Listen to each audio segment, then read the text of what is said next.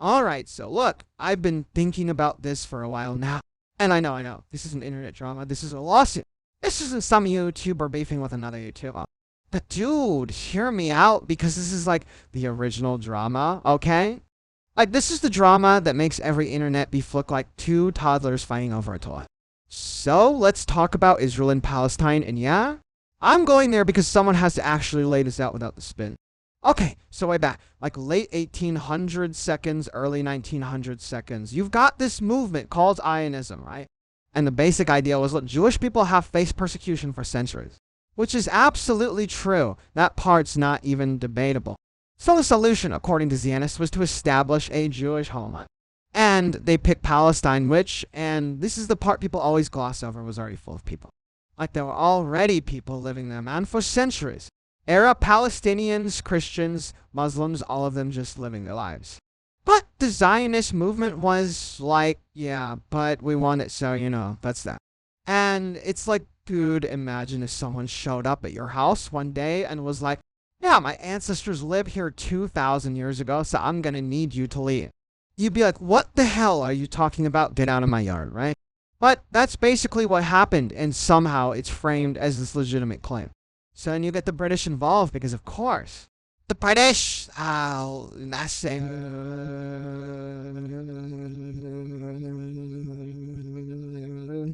they issued the Balfour Declaration in 1917, which is basically Britain promising land that wasn't theirs to give to people who didn't live there. And it's like, bro, you can't just promise someone else's house to your friend. That's not how any of this works. And then after World War II. After the Holocaust, which was obviously horrific, the pressure to create Israel was massive.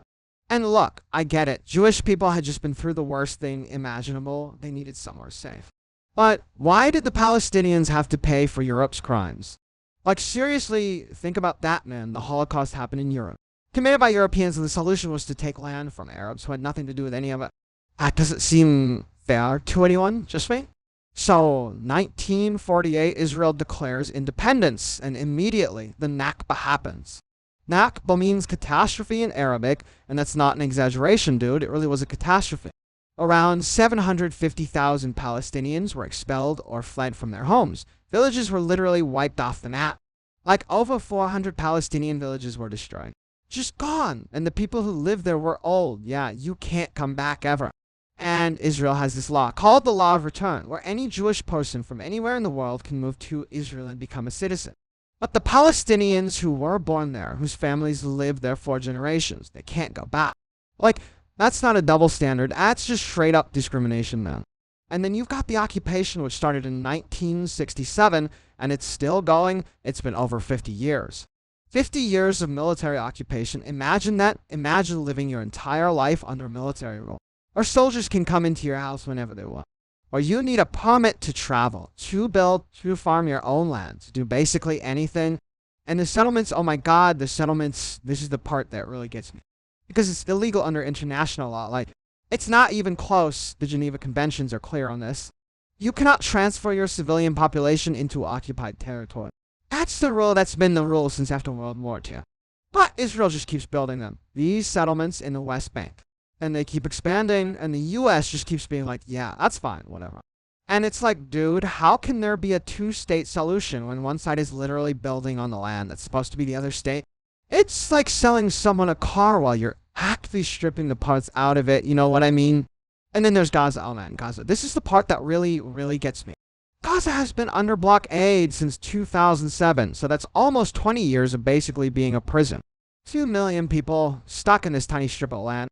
And Israel controls the borders, the airspace, the sea. They control what goes in and what comes out. They even calculate how many calories people need and restrict food accordingly. Like, that's real. That's the thing that actually happened. And then every few years, Israel bombs Gaza. And the media is like, oh, there's a conflict. There's violence. Both sides. Both sides, dude. One side has one of the most advanced militaries in the world. Backed by the United States with F-16 seconds and drones and Iron Dome. The other side is shooting homemade rockets that mostly don't even work. Like, come on, that's not both sides. That's a massacre. And the death tolls every time. It's like hundreds or thousands of Palestinians dead. And then maybe a handful of Israelis, and it's presented as this balanced thing. But it's not balanced. It's never been balanced. And pretending it is just enables it to keep happening. And look, I know what people are going to say. They're going to be like, oh, you're anti-Semitic. You hate Jewish people. And no, dude, no. Criticizing a government is not the same thing as hating a religion or an ethnic group. I'm criticizing Israel, the state, the government, the military, their policies, their actions. There are plenty of Jewish people who criticize Israel too. Jewish Voice for Peace, and not now, lots of them. So don't hit me with that, man. That's a lazy argument, and you know it. And the thing is, like, the U.S. is so complicit in all of this. We give Israel billions of dollars every year in military aid. Billions with a B, your tax dollars, my tax dollars, funding this occupation, funding this. And politicians from both parties just fall over themselves to support Israel, no matter what they do. Like, Israel could literally do anything, and Congress would be like, yeah, we support our ally, that's fine. And it's like, dude, imagine if any other country did the stuff Israel does. We'd sanction them into the ground, we'd invade them, we'd do something.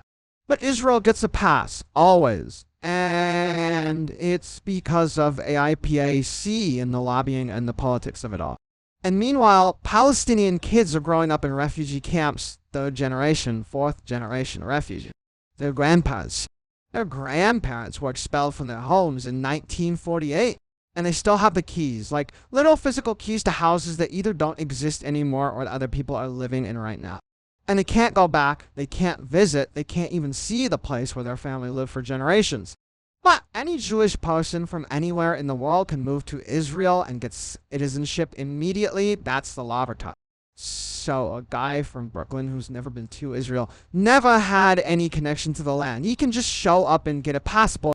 But a Palestinian whose family lived there for centuries, whose grandparents were literally driven out at gunpoint, sorry, no, you can't come back. And that's not me being biased, that's the system, that's how it works. And Amnesty International called it what it is. They called it apartheid. Human Rights Watch called it apartheid, even Jimmy Carter, former president of the United States, wrote a book called Palestine, Peace Not Apartheid. And people lost their minds over that. Like, how dare you use that word? But that's literally what it is when you have two different legal systems for two different groups of people living on the same land. In the West Bank, Israeli settlers drive on separate roads. They have Israeli civil law. They can vote in Israeli elections. Palestinians living right next to them are under military law. They can't vote. They get tried in military courts with a conviction rate of like 9%. 9%, dude, that's not just a system, that's rubber stamp. And then people wonder why there's anger, like, why do people hate us? Why is there resentment? Imagine if your neighbor stole your house, moved his family in, and then acted surprised when you were upset about it. And the thing that really gets me is how the media frames everything. Like when a Palestinian dies, it's like, oh, violence erupted, clashes broke out. When an Israeli dies, it's terrorism, it's a tragedy, it's front page news for a week. Palestinian kids dying is like a footnote, it's buried on page 12. And even then it's like, the Palestinian Health Ministry says, like, there's this implied doubt. But when Israel says something, it's just reported as fact, no questions asked. And don't even get me started on social media, because Palestinian journalists and activists have been documenting this stuff for years on Instagram, on Twitter. And they get shadow banned, their accounts get suspended, their content gets removed for violating community guidelines. Meanwhile, Israeli officials are literally posting calls for genocide, and it's tased up, it's fine, no problem. The double standard is so obvious, it's so blatant, and yet people still pretend it's not happening. And look, I'm not saying Palestinians are perfect. I'm not saying the Palestinian leadership hasn't made mistakes. They have plenty of them. Hamas has done terrible things. I'm not going to pretend at all. Firing rockets into civilian areas is wrong, period. But you can't separate that from the context you can't in, nor the fact that these people have been living under siege and occupation for decades.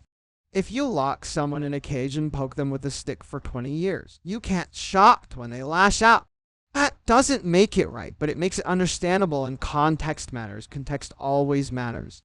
And I think that's the thing people don't want to hear, because context means you have to think about root causes. And root causes mean you have to acknowledge that maybe, just maybe, the other side has a point. But anyway, that's my rant. I could go on 4 hours about this, but I think I've said enough for now.